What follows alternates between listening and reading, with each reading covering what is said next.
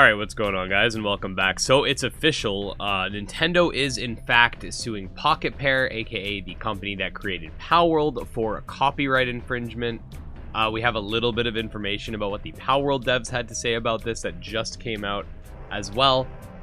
This whole situation we will be, keeping an eye on because we don't know what exactly their reasoning is. There's been a lot of criticisms about Palworld's designs. Palworld is also a Japan-based company, unlike a lot of the Western monster taming games. So we're gonna have to see what happens. Now, in the past, when a lot of people were accusing Palworld of like stealing assets and whatnot, a common response that I had as well was like, wait until Nintendo, like wait to see if Nintendo does anything about it. Wait to see what sort of evidence comes out in court, and then wait to see what the verdict is, because I'm not sure about Japan, but in the West, you can sue someone for any reason. It doesn't mean the lawsuit is therefore right or correct, right? They have to go through the legal proceedings and see what comes up. So there's this article here by gamesindustry.biz, and basically it says Nintendo has filed a lawsuit against Palworld developer Pocketpair for infringing on multiple patent rights. Also, it's the morning, so sorry if my voice sounds weird. The notice was published on Nintendo's website saying the lawsuit was filed together with the Pokemon Company in the Tokyo District Court on September 18th.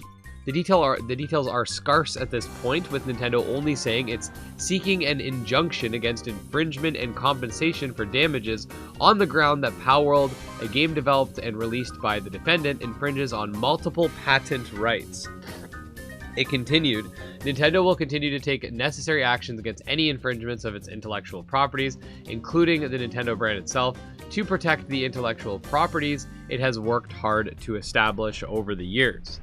So, I'm curious what these patents are. Some people are speculating it's like the capture mechanic. Some people are speculating different things. And then it also depends, like, what is considered copyright in Japan. It might not be considered copyright internationally, and there's a lot of different things that sort of go into this. But it's interesting to see that once Nintendo gets some sort of competition, they're just like, nah, we got to do something about this, because every other game, that monster taming game that's released, even Temtem that had over 1 million sales, it's nothing compared to Pokemon. But they apparently think that Palworld has damaged their brand. Now that's interesting in and of itself, but we might get back to that.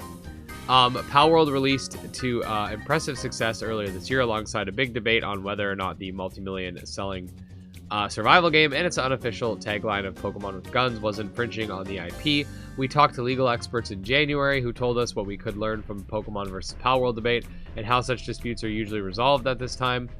Richard Hogue told us, just because Nintendo doesn't move against something doesn't mean it's not infringing. If they do, it doesn't automatically make them right. Thank you. Like, a lot of people that hated on Palworld from the beginning are going to be like, yeah, see? Ugh. But, like, we need to see what happens in the courts to determine if they're right. And if there's actual, like, physical evidence of, like, things specifically being infringed upon, because even when the courts decide on something, sometimes it's like out of nonsense. So we actually need to see what it is that they're saying is infringement, right? So we talked to legal experts. We got that. Sony Entertainment, Aniplex, and Pocketpair joined forces last July to make a joint venture, blah, blah, blah. We know about this. Okay, so the Palworld devs have put out a statement, and I'm going to read it to you guys.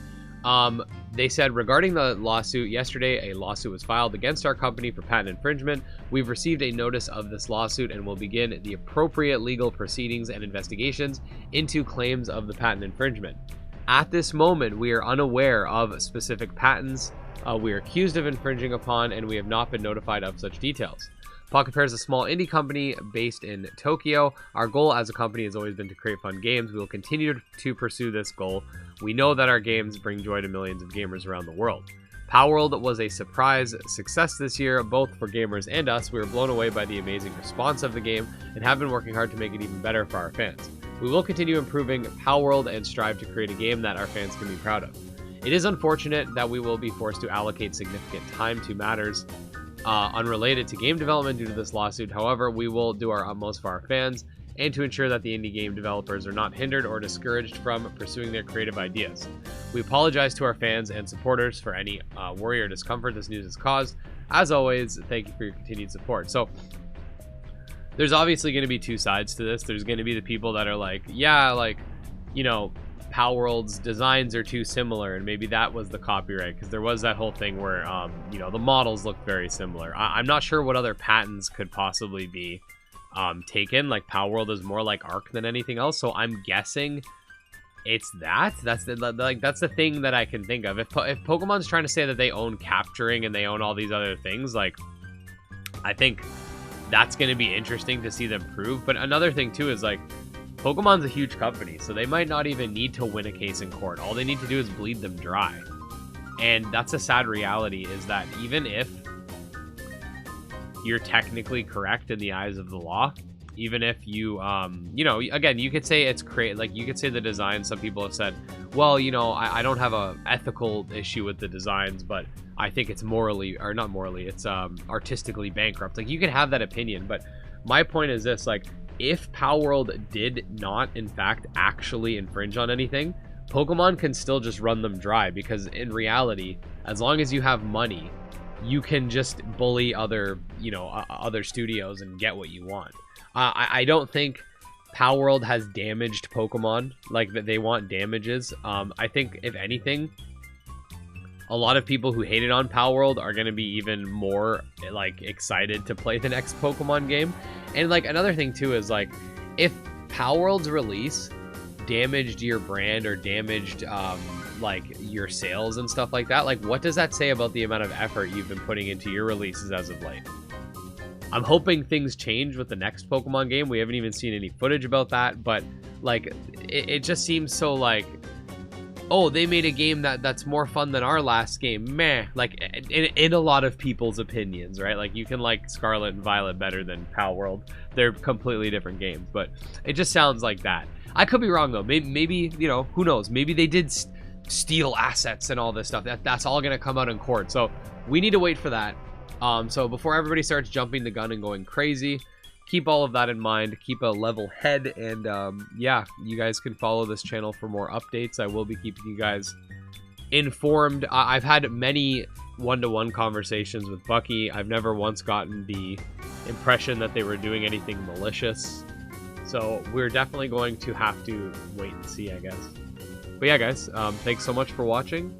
Make sure to follow the channel for more, and if you are a monster taming developer, especially that's not based in Japan, I wouldn't let this worry you too much. Palworld sold millions, and that's why Pokemon's coming after them. Pokemon's never come after Temtem. They've never come after Nexomon. If they start coming after every Pokemon-esque game, we're going to find out exactly what it is they're coming after, and we can make necessary adjustments to said games. Like, if the capturing mechanic is, you know, so owned by Nintendo, like, it can always be changed to like a recruitment mechanic, for example. So yeah, we'll definitely have to keep an eye on things, but those are just my early morning rantings on the issue. What do you guys think? Let me know. Peace out.